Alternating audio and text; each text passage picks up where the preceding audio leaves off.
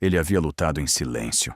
Seu corpo lhe deu um aviso em forma de pancreatite, e embora muitos falassem, a verdade é que ele não era um bêbado. De fato, demonstrando uma força de vontade de ferro, havia abandonado a bebida por completo. Estava limpando sua vida, ordenando seu caminho. Mas o destino, às vezes, é um escritor cruel, um coágulo de sangue, silencioso e traiçoeiro. Formou-se em alguma parte de sua perna. Viajou por suas veias como um ladrão na noite e chegou ao seu coração antes que pudessem cruzar as portas do hospital. Foi isso que lhe arrebatou a vida. Dan Blocker não era apenas um ator. Era o rosto amável, o grande sorriso que representava uma das maiores e mais famosas redes de churrascarias de todos os Estados Unidos. Sua imagem aparecia nos comerciais, em cada canto do país. Ele, com suas próprias mãos e seu carisma, ajudou a construir esse império.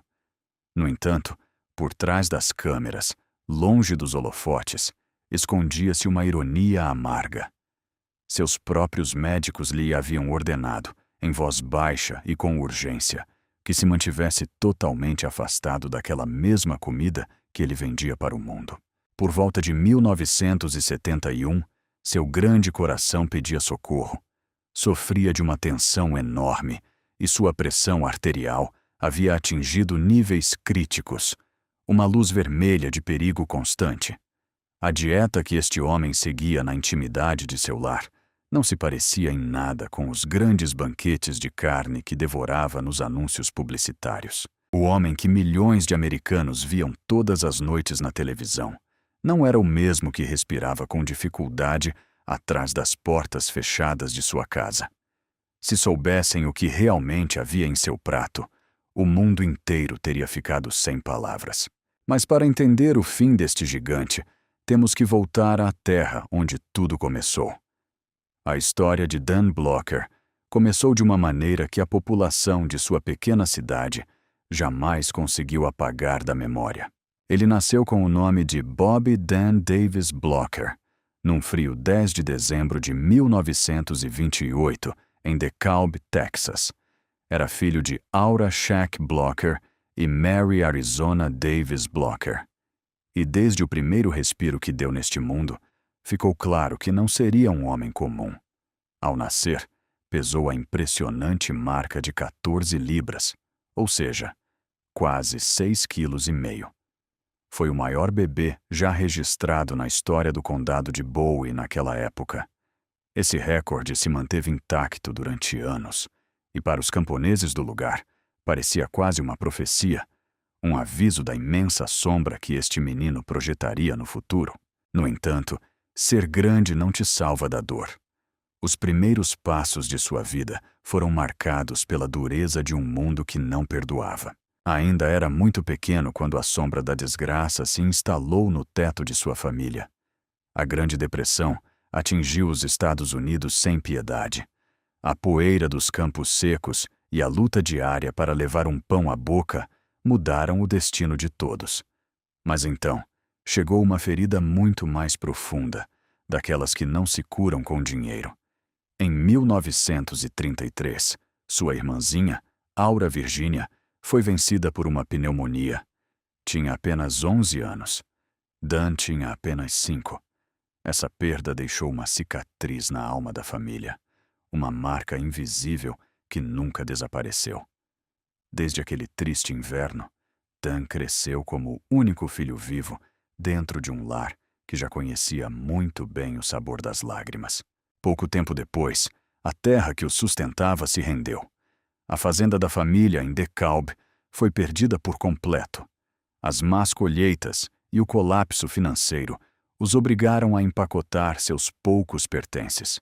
Por volta de 1934, haviam viajado cerca de 400 milhas em direção ao oeste, fugindo da fome, até chegar a O'Donnell, uma pequena cidade varrida pelo vento no árido oeste do Texas. Lá, seu pai, Shack Blocker, abriu um humilde armazém de provisões na esquina das ruas 8 e Duke.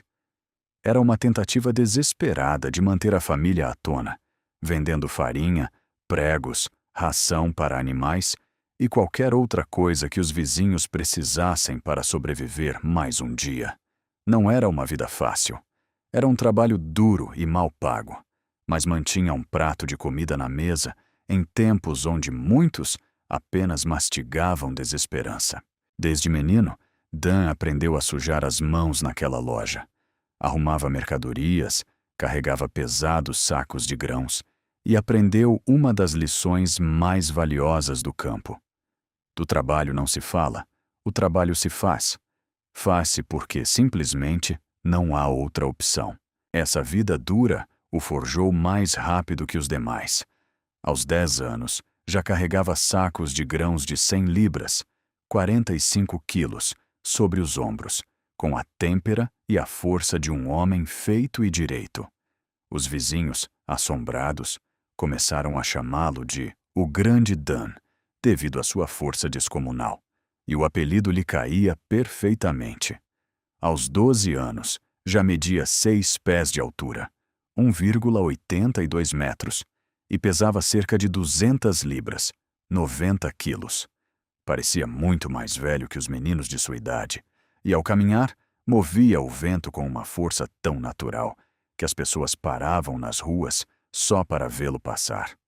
Quando cruzou as portas do Instituto Militar do Texas, em San Antônio, por volta de 1940, aquele tamanho que o fazia se destacar em sua pequena cidade de poeira tornou-se sua melhor arma para algo muito maior. Aquele colégio militar era rigoroso, implacável e se orgulhava de ser assim. Os dias começavam antes de o sol nascer. Os treinamentos eram exaustivos. O calor do Texas era brutal e os garotos mais fracos terminavam destruídos pelo ritmo asfixiante do lugar. Mas Dan não se quebrou. Ele floresceu.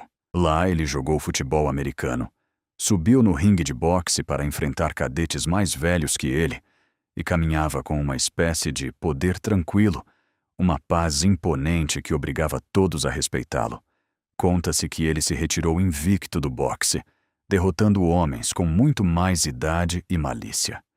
Nos exercícios militares, ele se erguia como uma montanha sobre os outros rapazes.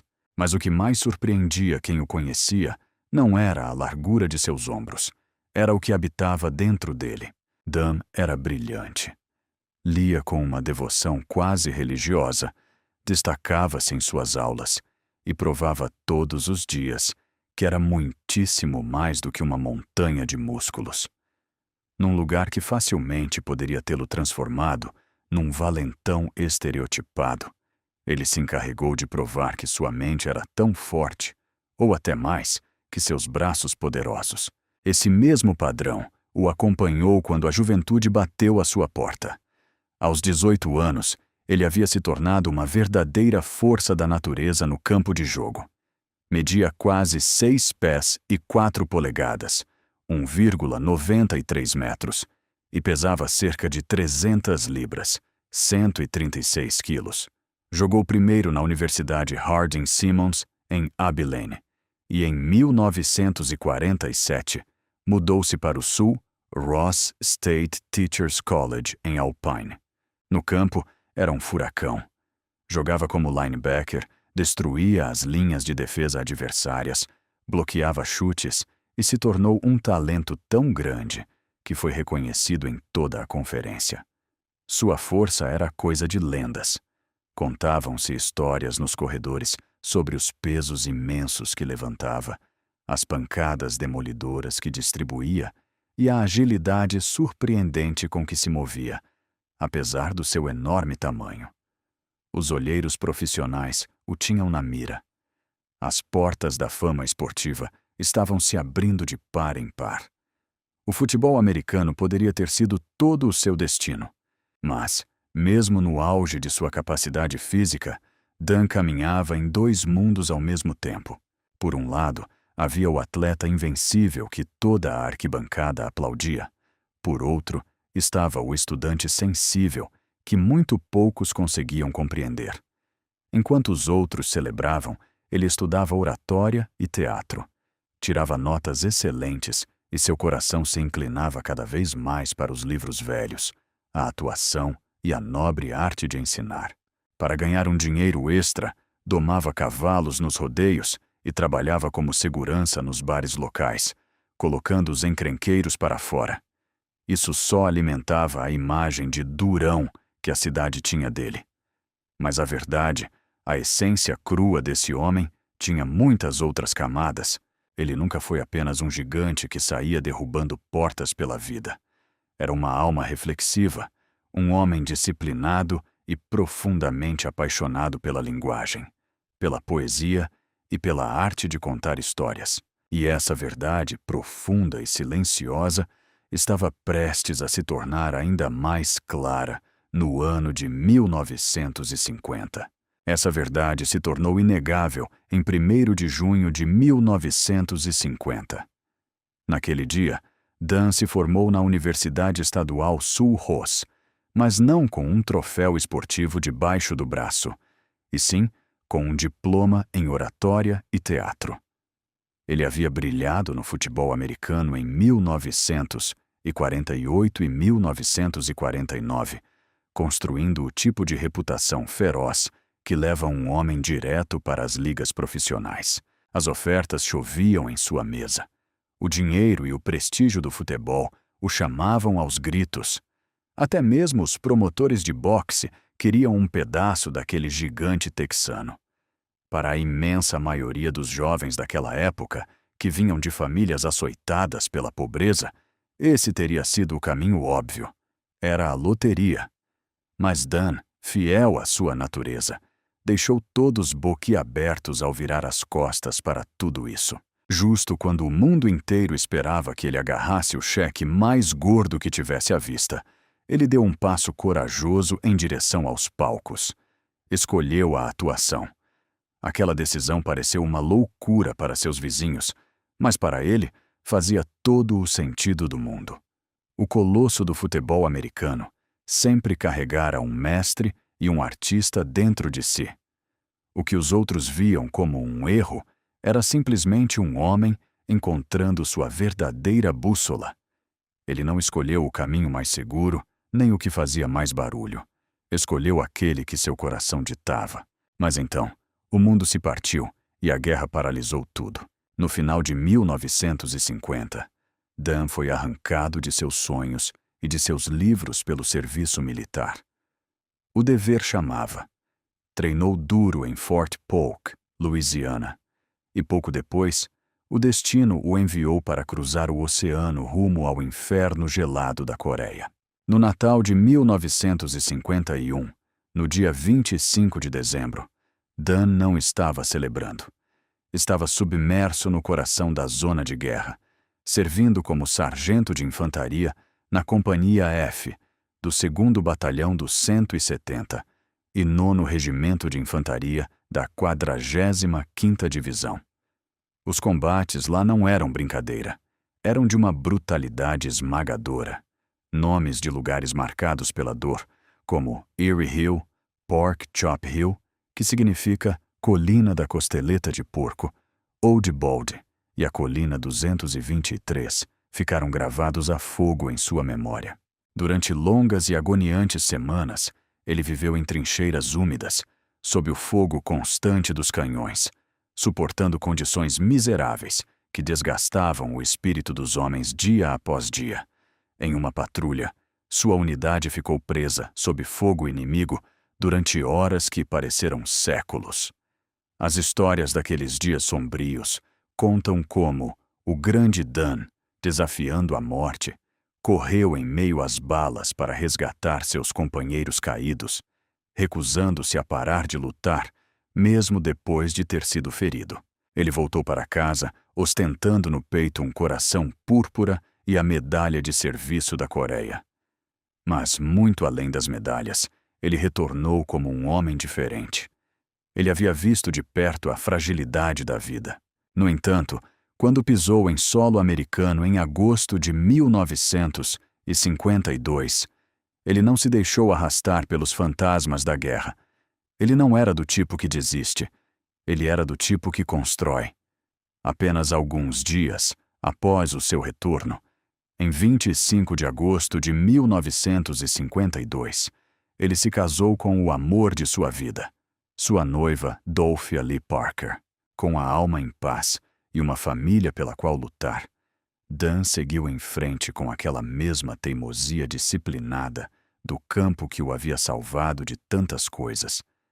Retomou seus estudos, conseguiu obter um mestrado em artes cênicas por volta de 1954 e, finalmente, entrou nas salas de aula. Tornou-se professor. Ensinou inglês e teatro em uma escola de ensino médio em Sonora, Texas, e depois trabalhou com crianças da 6ª série em Carlsbad, Novo México. E esta etapa de sua vida é vital, porque nos revela o coração puro do homem. Depois das pancadas do futebol, depois das explosões da guerra, depois de todo o ruído e a fúria, esse gigante escolheu a tranquilidade de uma sala de aula. E ele era um mestre excepcional. Ensinava literatura, dirigia peças de teatro infantis, aconselhava os jovens e usava sua mente brilhante e sua presença imponente de uma maneira que fazia com que os alunos o adorassem. Seu tamanho podia assustar no primeiro segundo, mas nunca era a história completa. Dan tinha uma paciência infinita, tinha calor humano, sabia como dominar e preencher uma sala inteira sem ter que esmagar ninguém com sua autoridade. Por volta de 1956, Dan e Dolphia empacotaram seus sonhos e se mudaram para a Califórnia para que ele pudesse buscar um doutorado em artes cênicas na famosa Universidade da UCLA. Essa mudança o colocou exatamente na fronteira da vida, que o transformaria numa lenda. Mas mesmo na terra do cinema, ele continuava caminhando entre dois mundos. De dia, era professor substituto nas escolas de Glendale. À noite, apresentava-se para audições. Aceitava papéis minúsculos onde podia, tentando abrir caminho na atuação, enquanto se agarrava com unhas e dentes ao seu futuro acadêmico. Esses primeiros trabalhos na tela foram curtos, mas foram a semente. No final da década de 1950, seu rosto apareceu na televisão e no cinema, em produções como The Restless Gun, Gunsmoke, Sheriff of Cookies e no filme Gunsight Ridge. Nenhum desses papéis lhe deu riqueza. Eram aparições fugazes, mas algo mágico acontecia quando as luzes o iluminavam. Os diretores e produtores não conseguiam tirar os olhos dele. Com seu 1,93 m e seus 136 quilos, ele não poderia passar despercebido nem que quisesse. Mas o que realmente prendia a câmera não era a sua enorme figura. Era a assombrosa naturalidade de sua presença. Ele não parecia estar forçando uma atuação para chamar a atenção. Ele simplesmente a tinha. Ao mesmo tempo, a indústria de Hollywood começou a perceber que ele não era o típico ator mimado da cidade. Dan ainda se via como um estudante sério, como um educador. Ele tinha um mestrado, estudos de doutorado, e trazia consigo uma mochila cheia de livros de poesia, poeira das fazendas texanas, suor dos campos de futebol e cicatrizes de guerra. Ele não havia sido fabricado em um estúdio de plástico. Ele era de verdade. E isso, em uma cidade cheia de ilusões, era ouro puro. E então, em 1959, o céu se abriu para ele. Um visionário produtor chamado David Dortort viu aquele brilho honesto em seus olhos e o escolheu para interpretar Eric Ross Cartwright na série Bonanza. O papel caiu tão bem em Dan que, mais do que uma audição, pareceu uma descoberta divina. Bonanza estreou em 12 de setembro de 1959 e, num piscar de olhos, tornou-se um dos programas de televisão mais gigantescos dos Estados Unidos. Dan apareceu em 415 episódios e seu personagem, Ross, tornou-se imediatamente o coração, a alma e o pilar emocional da série. Era um homem imenso, amável, engraçado, leal e profundamente decente. As famílias em suas casas o amavam porque não sentiam que estavam vendo um ator. Sentiam que era alguém real. E não estavam errados. Esse calor não foi inventado pelos roteiristas de Hollywood. Tudo isso vinha diretamente da alma de Dan Blocker.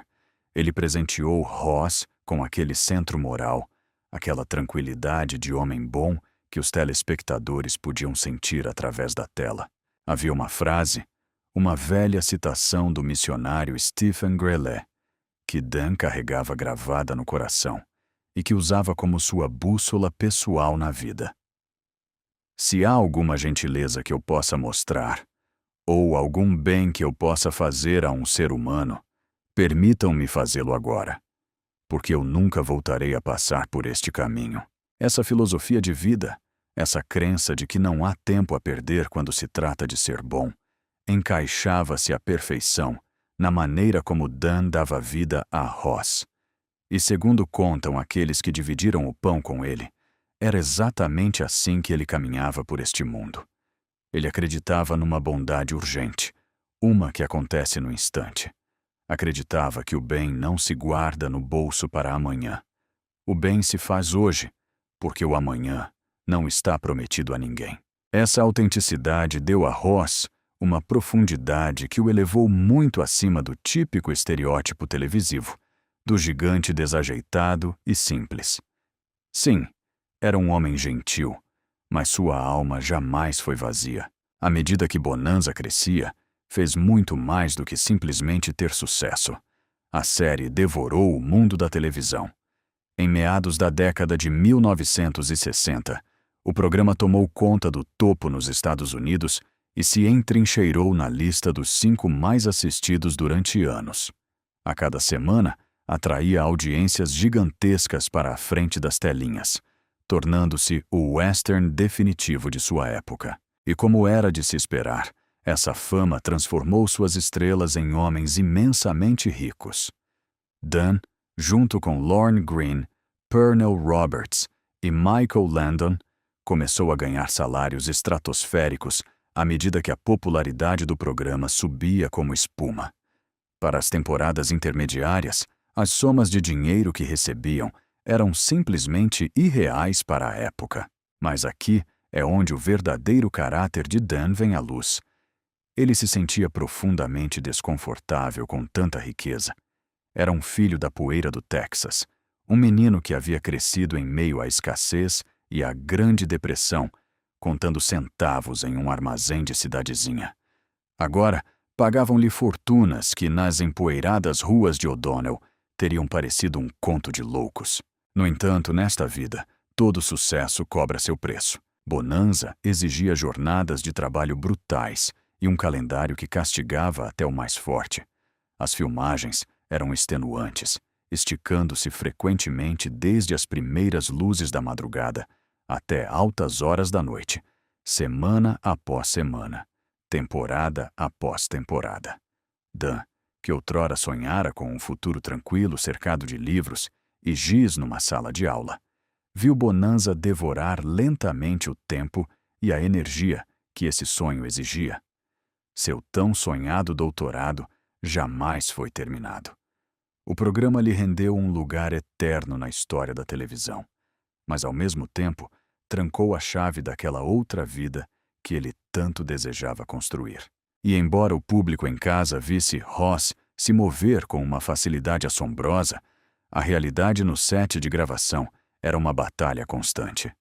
O imenso tamanho de Dan era um pesadelo logístico para o departamento de figurino. Tudo, absolutamente tudo, tinha que ser feito sob medida. Suas roupas exigiam metros extras de tecido, muito mais horas de trabalho humano e ajustes infinitos em comparação com o resto do elenco.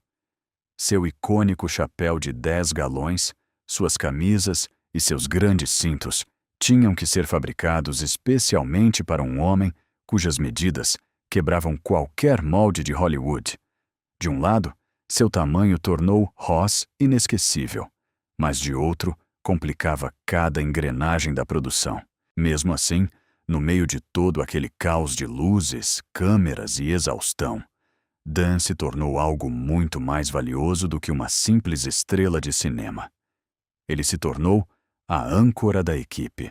Quem trabalhou lá se lembra de seu senso de humor, de seu imenso calor humano e da maneira mágica como conseguia levantar os ânimos quando as gravações se tornavam um inferno. Ele organizava churrascos para todos, brincava com os técnicos de iluminação e com os atores de igual para igual, e apagava os incêndios quando as tensões do dia ameaçavam destruir o set. O jovem Michael Landon o batizou com um apelido lindo. O chamava de Sunshine, o nosso raio de sol, porque bastava que Dan entrasse no set para que o ambiente se iluminasse. E isso, em uma indústria envenenada pelo ego e pelo estresse crônico, diz muito sobre o homem que ele era. Essa calma era vital, porque por trás das câmeras, Bonanza nem sempre era um paraíso. Pernell Roberts, que interpretava o inteligente Adam Cartwright, batia de frente constantemente com os produtores. Frustrado com os roteiros, acabou abandonando a série depois de 6 temporadas, batendo a porta. Havia guerras criativas, choques de egos e aquela pressão esmagadora que sempre aparece quando uma série de televisão deixa de ser arte e se transforma numa máquina de fazer dinheiro. Atravessando toda essa tempestade, Dan se manteve firme como um velho carvalho. Ele entendia o trabalho do operário, entendia o amor do público e sabia perfeitamente que manter os pés no chão era tão importante quanto ter talento. Lorne Greene, o patriarca Ben Cartwright, também viveu sua própria ascensão meteórica, tentando a sorte inclusive no mundo da música, provando que já não eram simples atores. Eram monumentos nacionais. Mas Dan lidou com essa fama avassaladora à sua própria maneira, usando-a, às vezes, como um martelo para defender o que acreditava ser justo. No ano de 1964, ele deu um passo à frente que poucos ousavam dar. Recusou-se terminantemente a participar e a se apresentar num evento que segregava o público entre pessoas brancas e negras, para uma gigantesca estrela de televisão.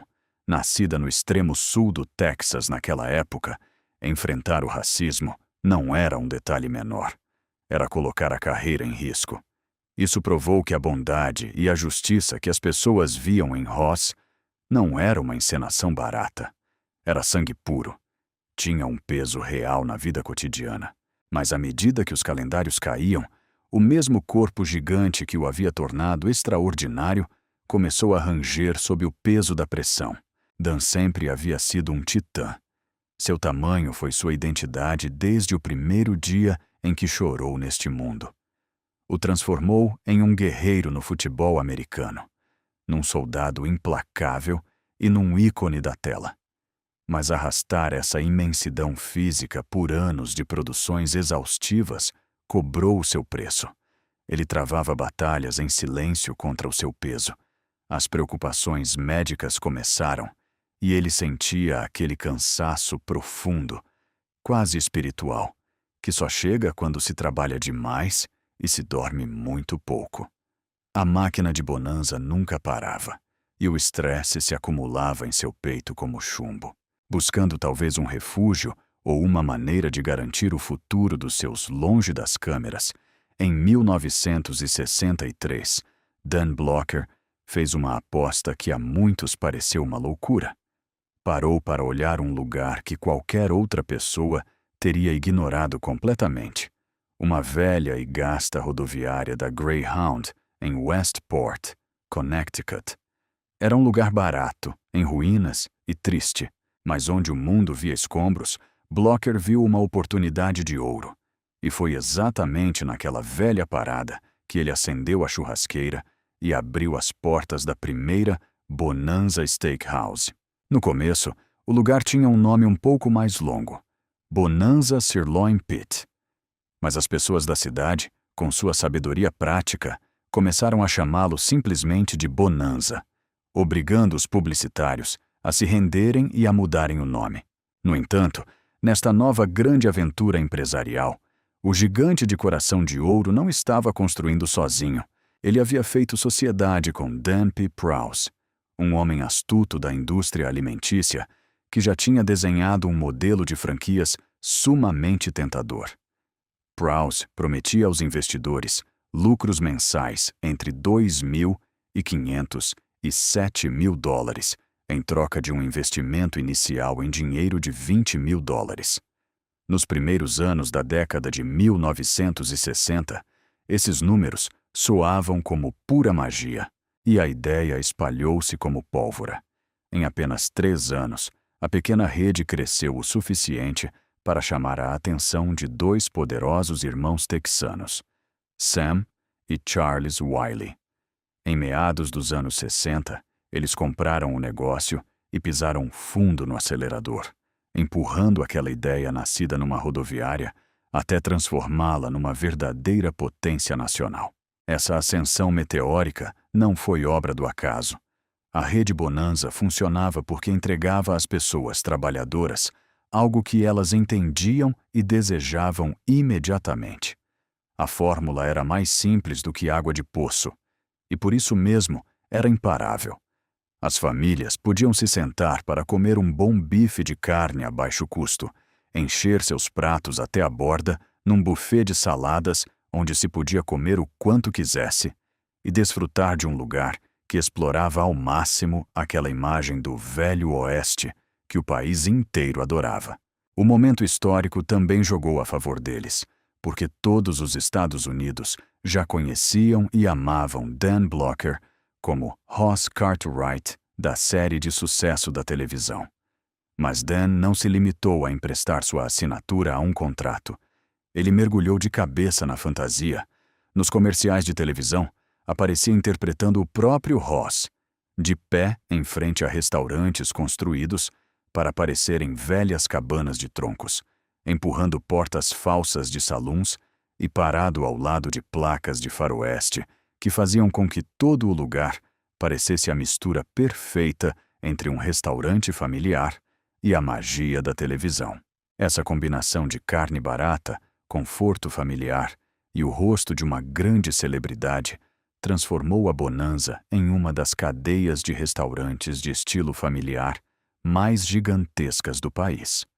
No final da década de 1980, eles chegaram a ter quase 600 filiais espalhadas por todos os Estados Unidos.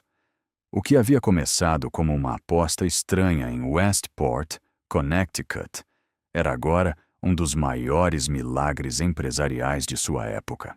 No entanto, por trás de toda essa fumaça de churrasco e crescimento milionário, escondia-se uma contradição que tornava essa história muito mais sombria e triste. O mesmo homem amável que ajudava a vender imensos jantares de carne para o público estava recebendo avisos silenciosos e urgentes de seus médicos. Ele tinha que ficar o mais longe possível da mesma comida que o estava deixando tão famoso e rico. No início da década de 1970, o enorme peso de Dan Blocker estava esmagando seu próprio corpo. Seu grande coração, aquele que o tornava tão querido por todos, estava sob uma pressão insuportável. Sua pressão arterial estava nas alturas, à beira de um colapso.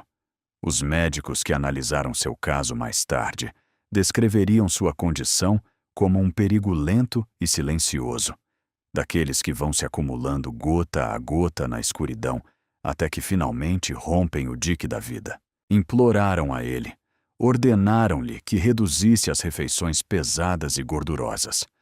Mas, ironicamente, ele continuava sendo o rosto sorridente de uma marca construída sobre o consumo de cortes de lombo, costelas e a indulgência sem fim dos buffets.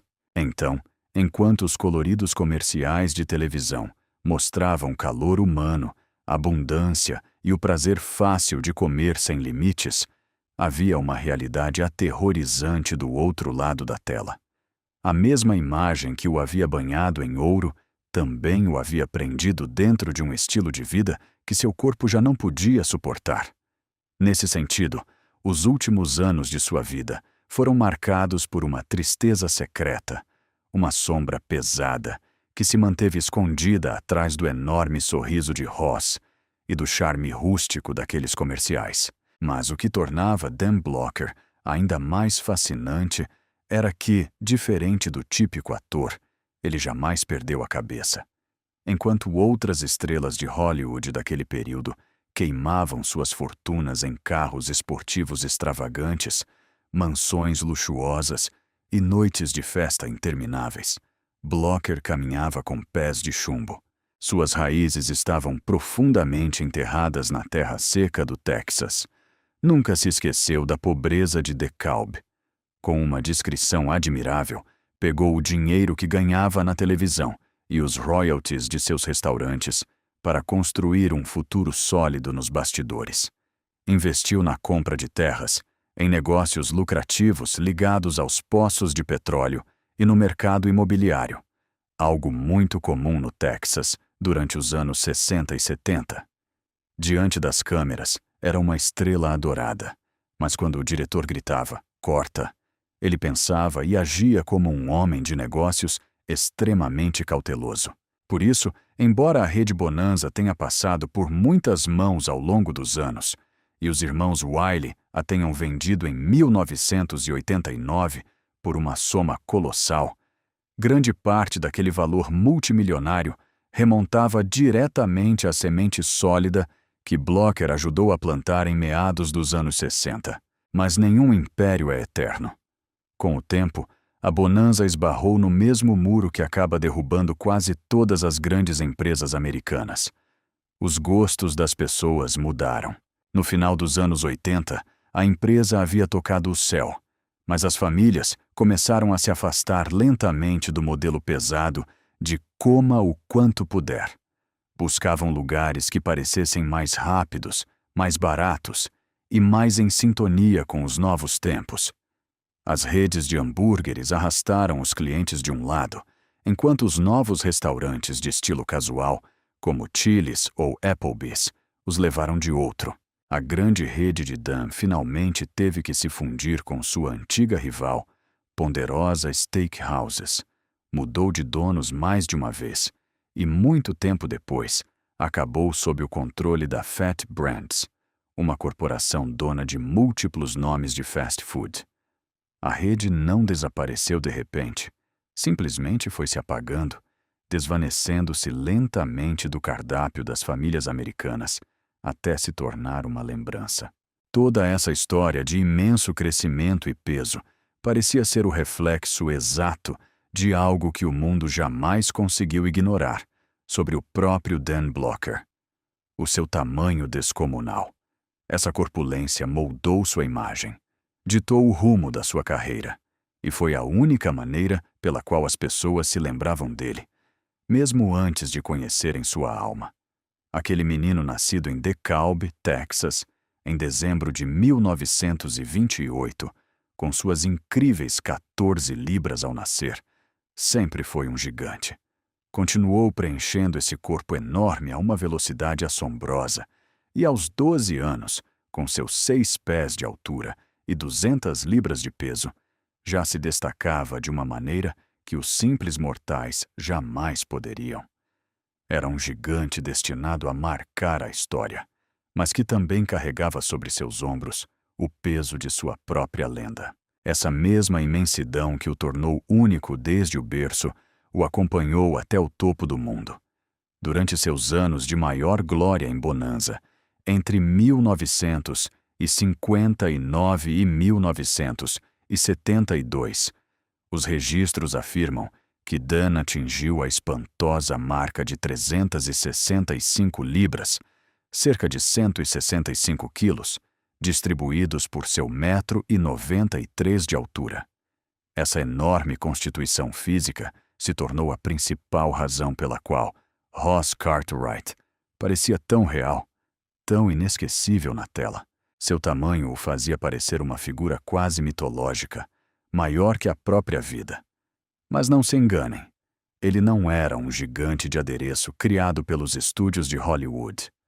Antes de conhecer a fama, essa mesma força bruta já havia sido posta à prova nos campos de futebol americano e nas duras trincheiras da Guerra da Coreia, onde demonstrou sua bravura ganhando um coração púrpura. O mundo via nele um gigante gentil, e foi exatamente essa imagem rústica e terna que fez com que milhões de pessoas o amassem profundamente.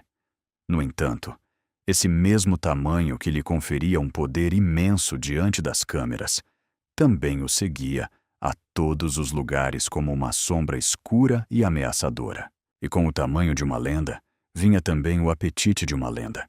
As pessoas ao seu redor juravam, com os olhos arregalados, que as histórias sobre o que Dan podia comer não eram nenhum exagero. Nos sets de gravação de Bonanza nos anos 60, seus cafés da manhã soavam como um mito de lenhadores. Seus amigos e colegas de elenco contavam, ainda sem conseguir acreditar, que antes das 10 da manhã, Dan era capaz de devorar uma dúzia de ovos mexidos, 2 pães de forma inteiros encharcados de manteiga e quase 2 litros de leite fresco.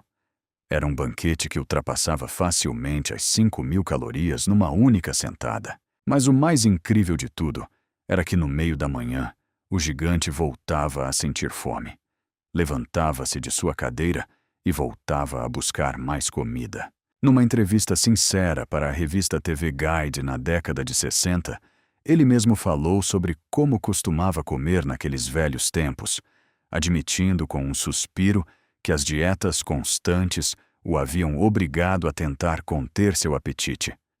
A verdade é que aquelas refeições monumentais eram o combustível que mantinha seu corpo enorme funcionando durante as exaustivas jornadas de filmagem, que frequentemente duravam mais de 14 horas sob o calor sufocante dos holofotes do estúdio, mas ao mesmo tempo, cada mordida alimentava os problemas de saúde que em silêncio iam se acumulando dentro do seu peito. Companheiros como Michael Landon o observavam com uma mistura de espanto e preocupação enquanto os pratos desapareciam um após o outro na sua frente. Com o passar do tempo, esse apetite feroz tornou-se parte do seu mito pessoal. Dan não estava apenas interpretando um homem bom de garfo na televisão. Ele realmente o era. Quando se tratava de sentar à mesa, Dan não procurava porções pequenas nem pratos delicados. Ele queria pratos pesados, ricos e carregados de carne.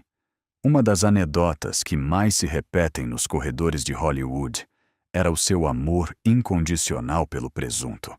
Quem o conheceu descrevia como ele podia sentar e devorar um presunto inteiro assado em fogo lento de 15 a 20 libras, até 9 quilos, cortando ele mesmo e acompanhando-o com montanhas de purê de batatas banhadas em molho de carne.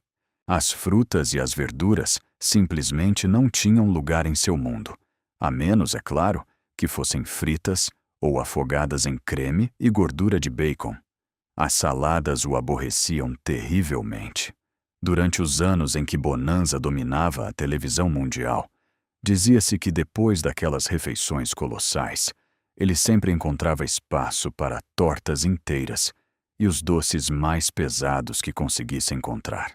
Há uma história em particular que parece ter saído de um conto exagerado, mas que muitos garantem que foi real.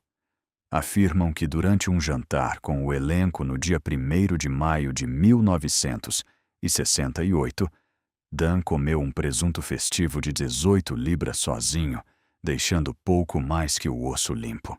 Quer cada detalhe dessas histórias tenha crescido um pouco mais cada vez que era contado, o ponto central continuava sendo uma verdade inegável. Sua dieta era construída sobre o excesso. Quando ele cruzou a fronteira dos 40 anos, seus médicos já estavam conectando essas décadas de refeições pesadas e gordurosas ao perigo de artérias entupidas e a uma saúde que se deteriorava a passos largos. Mas o que fazia o público amá-lo ainda mais era que Dan sabia rir de si mesmo melhor do que ninguém.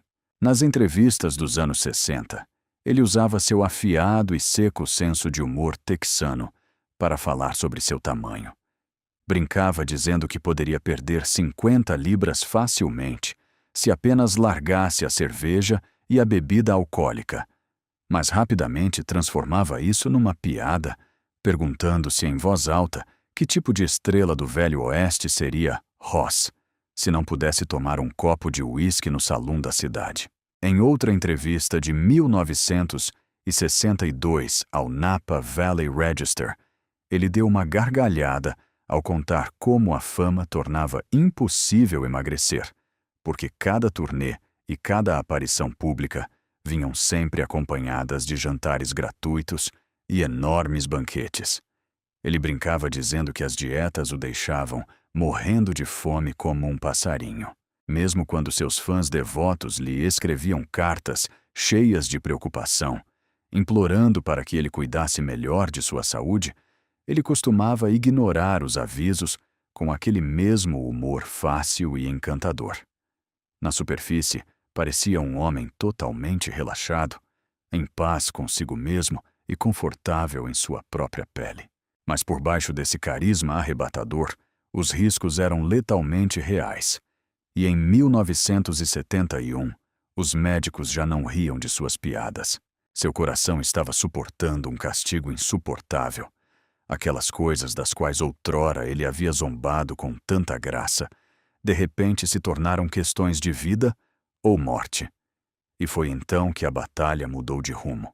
Em 1969, enquanto gravava a 10ª temporada de Bonanza, pesando cerca de 365 libras, tanto os produtores quanto os médicos começaram a pressioná-lo duramente para que perdesse peso de uma vez por todas.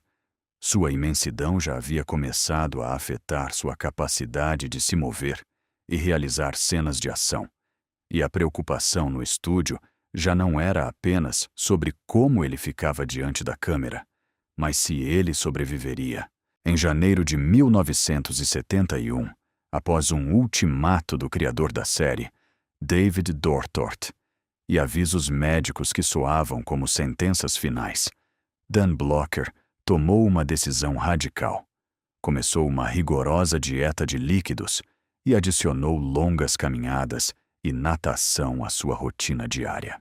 Na primavera, o esforço sobre-humano havia dado seus frutos. Seu peso havia caído para cerca de 260 libras, 118 quilos, ficando finalmente abaixo da perigosa marca das 300 libras que seus médicos tanto temiam. Foi uma queda de peso dramática, mas foi um inferno conseguir isso. Ele odiava as porções normais. Sentia fome o tempo todo, uma fome que mordia seu estômago. E depois de tantos anos ganhando e perdendo peso bruscamente, seu corpo já havia suportado muito estresse. No início de 1972, um novo e doloroso inimigo apareceu: problemas na vesícula biliar. E a cirurgia que estava destinada a curá-lo acabaria se transformando na tragédia que deixou o mundo inteiro sem fôlego. Durante seu último ano de vida, Dan Blocker tentou mudar absolutamente tudo de uma só vez. O mesmo homem rústico que havia construído sua lenda com base em refeições monumentais, bebidas fortes, cigarros e a imagem de viver sem limites, girou o leme violentamente na direção oposta.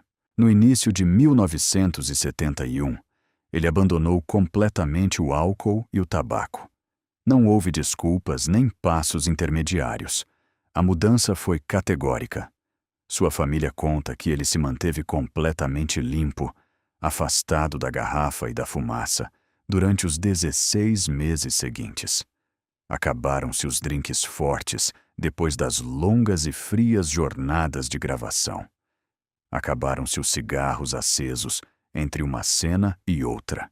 Junto com essa força de vontade de ferro, seguiu à risca as ordens do seu médico para perder peso antes de encarar o bisturi para a cirurgia da vesícula. Concentrou-se em se alimentar à base de líquidos, eliminou os carboidratos, reduziu o açúcar quase a zero e se forçou a fazer mais exercícios. Caminhar por longas trilhas tornou-se parte de seu novo plano de vida. Nadar também. Estava fazendo tudo certo. Estava lutando pela sua vida. Mas às vezes, as histórias não têm o final justo que todos nós esperamos. Aqueles que estavam perto dele admiravam essa nova disciplina de ferro, porque sabiam que era honesta. Viam o esforço de um homem que lutava para permanecer neste mundo, mas em silêncio também notavam algo profundamente preocupante. Dan estava mudando rápido, talvez rápido demais. O peso desapareceu, sim, mas junto com ele pareceu se desfazer grande parte daquela força bruta e daquela energia inesgotável que o mundo sempre associou à sua figura. Essa transformação tão brusca fez com que as coisas começassem a parecer estranhas, quase perturbadoras. De pesar 365 libras, 165 quilos, no auge da fama em 1969, passou a pesar apenas 260 libras, 118 quilos, em maio de 1972. Ele havia perdido cerca de 105 libras, quase 48 quilos, em apenas 16 meses. Nos papéis frios dos médicos, isso soava como um sucesso estrondoso. Havia atingido a meta de ficar abaixo das 300 libras antes de sua cirurgia. Ao olhar para ele, parecia mais magro do que estivera em anos. No entanto, quem o conhecia de verdade notou que seu rosto parecia abatido, cansado, e que aquela perda de peso tão veloz não parecia natural nem estável. Para um homem cujo corpo havia sido castigado durante décadas com farras alimentares selvagens, dietas extremas de choque e a constante pressão dos produtores para ficar bem diante das câmeras, esse novo regime não era um simples reinício saudável. Era, tragicamente, outro extremo brutal, só que na direção oposta. Suas refeições, que um dia foram montanhas fumegantes de carne, pães inteiros, manteiga e presunto, haviam se transformado em dias inteiros de simples vitaminas líquidas. O mesmo corpo gigante que o carregara através dos brutais campos de futebol americano, que o mantivera vivo nas trincheiras da Guerra da Coreia e que o levara ao topo da fama na televisão, agora estava sendo submetido a um padrão estrito e exaustivo na fase final de sua vida. E nem todos em seu círculo estavam convencidos de que isso estivesse lhe fazendo tão bem quanto parecia. O problema não era apenas quantos quilos ele havia perdido. O verdadeiro perigo era o quão instável havia sido todo o processo. Durante anos, seus hábitos alimentares foram um pêndulo selvagem. Nos anos 60, comia até estourar e deixava o peso disparar. Então, do nada, passava a dietas de água, surtos repentinos de exercícios e cortes extremos. Anos mais tarde, seus amigos refletiriam com amargura que os médicos ficaram obcecados demais com o número na balança, mas ignoraram o quadro nutricional completo. As frutas e verduras nunca tinham feito parte de sua vida. O equilíbrio jamais criou raízes em seu corpo. Assim, embora por fora parecesse mais magro e saudável, por dentro havia sinais de alerta de que sua máquina estava ficando sem reservas. Nos meses anteriores à cirurgia, as pessoas notaram nele uma fadiga profunda, fraqueza e problemas para respirar. Naquele momento, foi muito fácil arranjar uma desculpa para esses sintomas. Todos assumiram que era normal se sentir assim depois de perder tanto peso tão rápido. Pensavam que seu corpo estava simplesmente se ajustando à nova rotina. Mas, olhando em retrospectiva, esses sinais tinham um peso muito mais sombrio e devastador. Na primavera de 1972, a preocupação em seu entorno tornou-se mais silenciosa, mas também mais aguda. Meses antes de cruzar as portas do hospital, Dan Blocker já não parecia ser o mesmo. Seus amigos viam que sua pele estava pálida. Notavam que ele se esgotava com qualquer esforço. A falta de ar tornava-se mais evidente, embora nem sempre de forma dramática. Como ele havia mudado fisicamente tão rápido, a dieta era o bode expiatório perfeito. No entanto, análises médicas posteriores sugeriram que já existia um dano muito mais profundo e silencioso em seu interior, incluindo inflamação nos pulmões, ligada a uma severa apneia do sono, e o desgaste de anos e anos, colocando seu corpo no limite. A tudo isso, era preciso somar o estresse esmagador do trabalho, da vida pública e dos seus negócios. O homem a quem todo o país conhecia como um titã sólido e inabalável estava agora mais magro, mais calado e era mais difícil de ler. E é precisamente isso que faz com que o final desta história pareça tão cruel e impiedoso.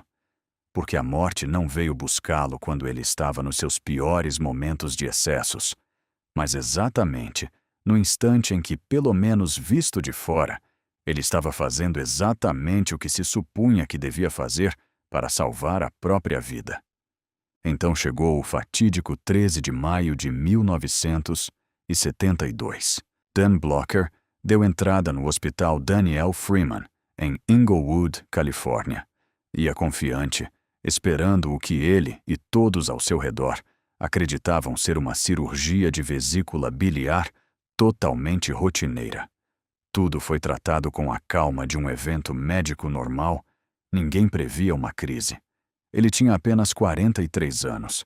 Continuava sendo uma estrela mundial, o coração pulsante de bonança. E todos o esperavam de volta ao set para gravar a temporada seguinte. A cirurgia em si pareceu ocorrer sem problemas. Os cirurgiões removeram a vesícula e, nas primeiras horas, não houve um único sinal de alerta que indicasse que algo estava errado. Mas, no silêncio dos dias de recuperação seguintes, um inimigo invisível começou a agir. Um coágulo de sangue, perigoso e silencioso, se formou em sua perna. De um momento para o outro, esse coágulo se soltou.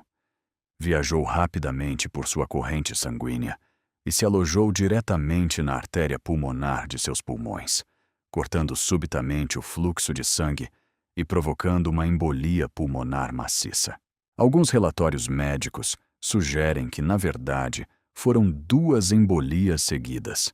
A primeira enfraqueceu seus pulmões e seu coração de forma crítica, e a segunda foi o golpe de misericórdia que empurrou seu corpo gigante para além do ponto sem retorno. Independentemente dos detalhes clínicos exatos, o fim chegou com uma velocidade aterrorizante. O suprimento de oxigênio de Dan despencou. Seu corpo começou a perder a batalha por oxigênio. Seu grande e nobre coração, que havia suportado tanto por anos, simplesmente não conseguiu acompanhar o ritmo. E ali, em uma cama fria de hospital, em 13 de maio de 1972, o imenso Dan Blocher fechou os olhos e se apagou para sempre. Gol para sempre. Gol para sempre. Gol para sempre. Gol para sempre.